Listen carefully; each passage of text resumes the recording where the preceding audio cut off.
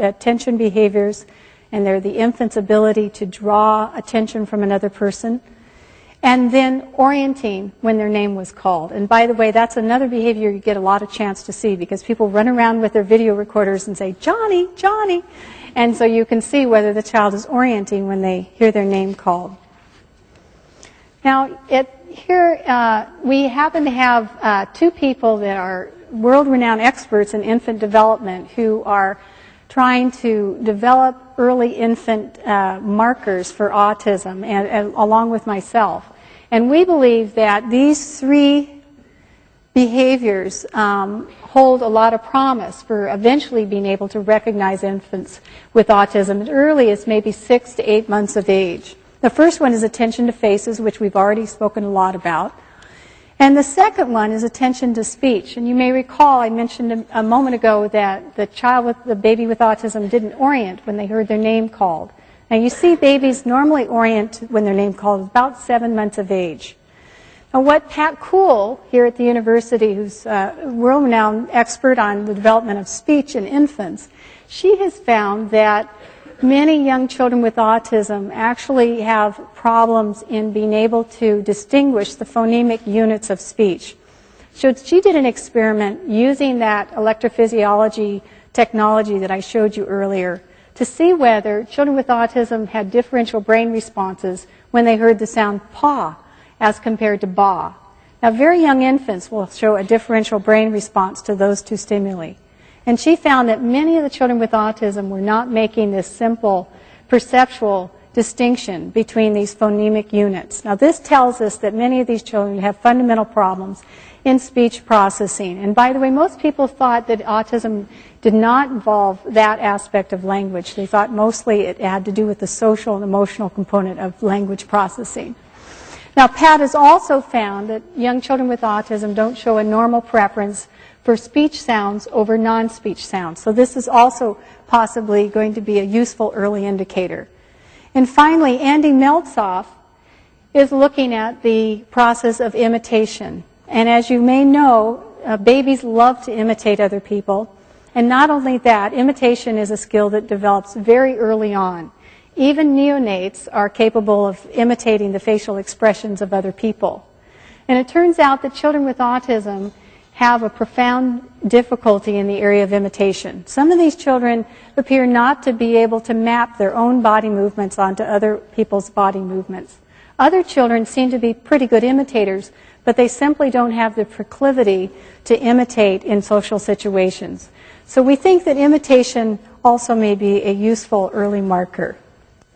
Now, why is it important to identify these kids so early? Well, what we've learned is that early intervention is critically important.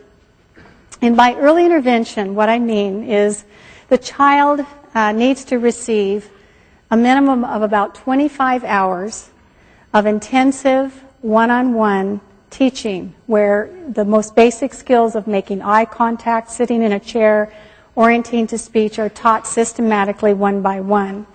And that these interventions go on for 2 to 3 years during early development.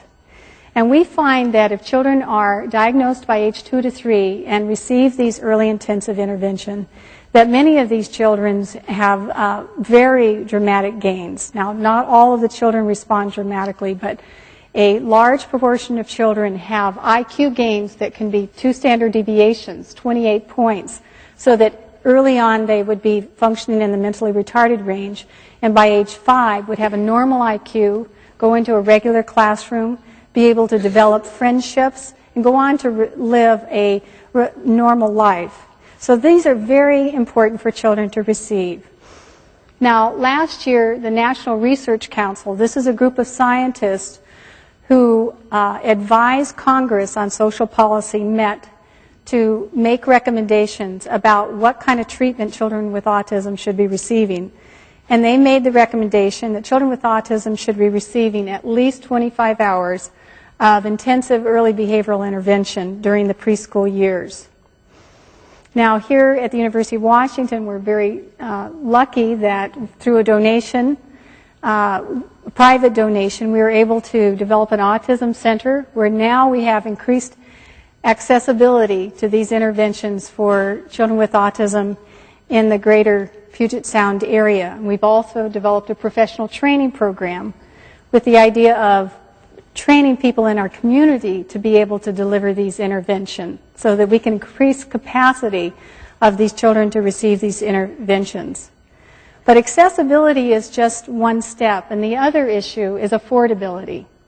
So these interventions cost at least $25,000 per year, and at this point, few insurance companies cover it. So parents must either forego these interventions for their children, or they must shoulder the burden of this financial strain themselves.